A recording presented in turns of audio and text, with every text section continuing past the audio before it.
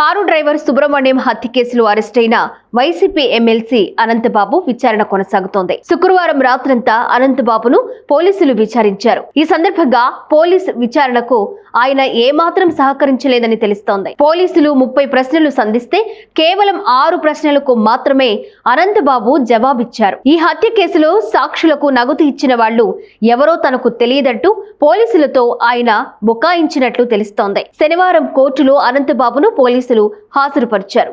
ఇక 3 రోజులు అజ్ఞాతంలో ఉన్న అనంతబాబుకు ఆశ్రయం ఇచ్చింది వైసీపీ నేతలే అని ఈ విచారణలో స్పష్టమైంది. ఏలేశ్వరంలో వైసీపీ మాజీ కౌన్సిలర్ ఒక రోజు, మరో 2 రోజులు రాజమహేంద్రవరంలో వైసీపీ మాజీ ఎమ్మెల్యే ఇంట్లో అనంతబాబు ఆశ్రయం పొందినట్లు పోలీసులు గుర్తించారు. కారు డ్రైవర్ సుబ్రహ్మణ్యం హత్య కేసులో సాక్షులను నగదు ఇచ్చి లొంగదీసుకునేందుకు వైసీపీ ఎమ్మెల్సీ అనంతబాబు ప్రయత్నించారు. తన మాట వినకుంటే చంపేస్తామంటూ వారిని బెదిరించారు. ఈ విషయం బహిర్గతం కావడంతో కాకినాడలోని సర్సవరం పోలీసులు రంగంలోకి దిగారు.